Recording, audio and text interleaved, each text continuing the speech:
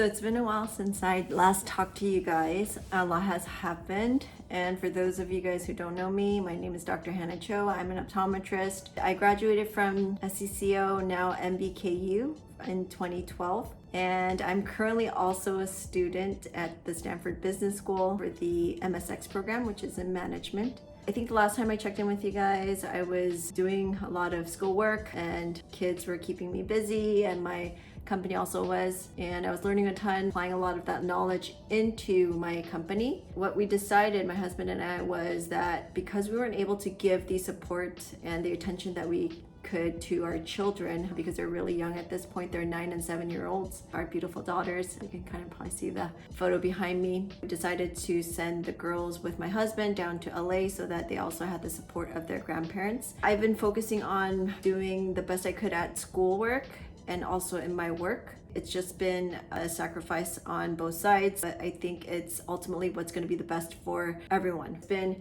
kind of a transition, good and bad. I think the good part is now I have 100% focus that I can put attention into my business. Same thing with the girls. They have a lot of support and my husband can fully give attention to them. I just had a call. I was a panel for the practice management course at SCCO, now MBKU. I don't know when I'm ever going to get used to calling it that. I had it with Professor Troy Alred, and it was a very interesting conversation to be had. Definitely was very spicy. I think there was a great debate going on. It was a very healthy conversation. Being able to have an open platform where you could get other people's ideas and thoughts from different parts of the industry is very, very interesting and enlightening. I wanted to share some of the things that went on during that panel with you guys. I'm sure it's pretty relevant to you guys as well. So the main question I think that I remember, what could they do to make themselves a great applicant as an employee in the future when they graduated?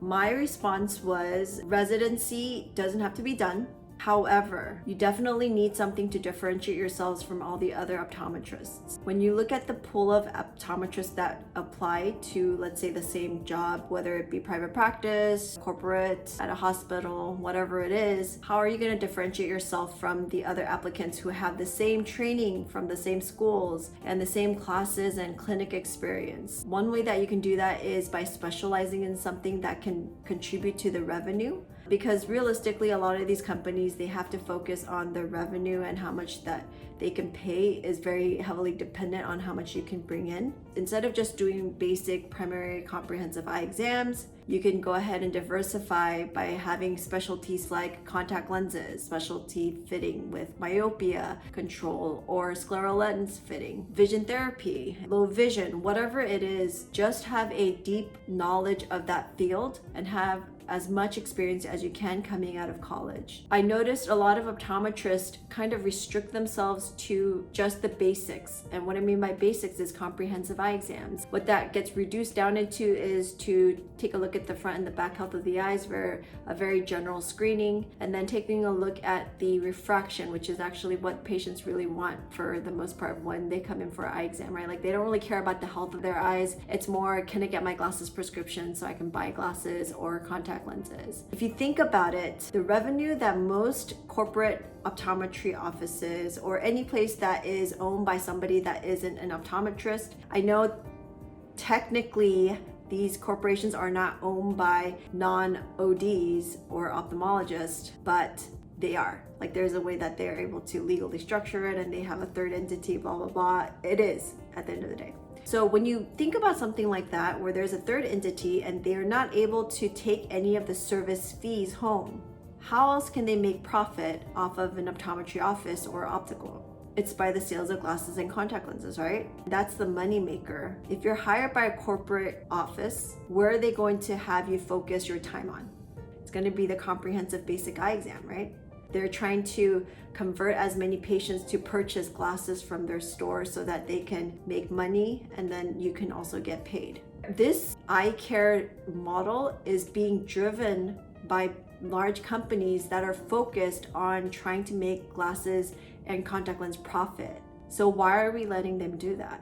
We're not letting them do that because they're basically trying to distract new grads, people who want to make money, make a quick buck, by offering them more monetary incentives basically giving them a small piece of the pie of that huge revenue generation that they're doing just to keep them there. When you work for a corporation, and I'm not talking about all of them, just some of them, and I think you guys know which ones I'm talking about, you don't have anything that you own at the end of the day. You're only taking home these service fees that you're charging for. Let's say, for example, you walked away, there's really nothing that you can take with you. They can probably replace you with another optometrist just like that. There's no equity that you're growing when you're working there. We really, as the community of optometry, need to start thinking we cannot just focus on trying to make money with glasses and contact lenses.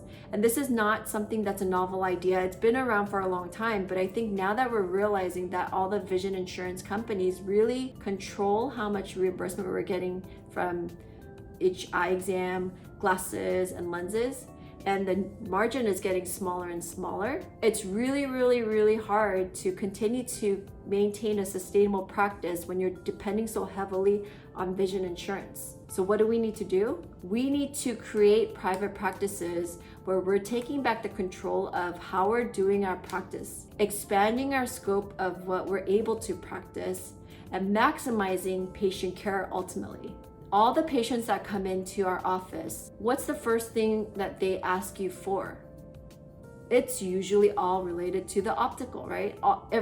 Did my prescription change? How are my eyes? Are they healthy from all the contact lens wear? Can I get an updated prescription? I just want to get a quick pair of glasses. You don't really get the chance to talk to them more about like the other offerings that we're trained, and we spend 4 years learning. I really wanted to make sure that I could express my view somewhere, and so that's why I'm capturing it in video, and hopefully this makes sense to some of you guys. I know some of you guys might be really adamant about, no, Hannah, you don't know what you're talking about, whatever it is. It's great, like everyone can have their own opinion, and this is mine. But if we're going to make sure that optometry stays as an elevated profession, and we are considered doctors, why are we keep reducing what we're able to do down to almost technical skills? I think that's where we really need to focus on, to graduate these doctors that have these great skill sets and they know how to do disease, they know how to do all these other specialties to such a great degree that when ophthalmologists see the optometrists, they'll recognize, hey, actually this optometrist I can trust, and I know that they're going to take good patient care of our mutual patient. Then you start getting the word of mouth to primary care physicians that historically, because of liability, send their patients straight to the ophthalmologist because they know that ophthalmology could take care of everything, and they don't really think to send them to optometrists. And I think it's also our fault. It's because we're not really educating everyone, especially primary care physicians, that hey, optometrists can do this, and this. We can take care of diabetic patients that have hypertensive retinopathy, cataract patients. There's just like so many diseases that we can manage. But again, it's really because we're not the ones that's vocalizing that this can be taken care of by optometrists, and that is our fault. All boils down to what I said at the beginning. We're constantly being told by people that business is about making money by glasses and contact lens sales and lens sales. Think about it purely from just the patient care side. It's the ideal situation when you have optometrists that are controlling what they're able to do with each patient, educating the patients, and having primary care physicians sending the patients, referring them to the right person so that they can take care of the patients ideally. Because when you're looking at the medical insurance payment, right? If a patient needs to get taken care of something, for example, like red eyes, if you send them to the ophthalmologist, medical insurances have to pay a higher copay and reimbursement for that ophthalmology visit when it could have easily been taken care of by optometrists. And it's not that I'm trying to disparage, the pay scale between ophthalmologists and optometrists, but let's face it, ophthalmologists obviously do make more per hour. They had more years that they trained at medical school. They do have a higher earning potential because of the surgeries that they're able to do. And this is a very general blanket statement, but if you look at that, even from like a monetary standpoint, it makes sense for medical insurances to have somebody to triage that patient to the right person instead of leaving it up to the primary care physicians that typically are scared of having any liability. So they'll do it to whatever is the best and safest for them, because it doesn't matter. It doesn't come out of their own pockets, right? What we currently have right now in the eye care field is a very broken system. We really need to come together as an eye care partnership with ophthalmology and optometry to create a very efficient center that will take care of patients optimally. So that's actually what Flow Vision is working towards. Once I'm done with school, which will be in December, that's where we're gonna go. And so I have a lot of doctors that are interested, and if you guys are interested in the Flow network, by the way, Flow stands for Love of Eyes. So cute, right? I really love that name. But if you guys are interested, go to flowvision.com and just send me an email. My email is drcho@flowoptometry.com. I'll put it somewhere down here. But I want to keep in touch with you guys because this is such a pressing, urgent issue for optometry as a whole. I do feel like optometry as a whole hasn't really been taken into the direction that's ideal for patients, most importantly, but also the doctors.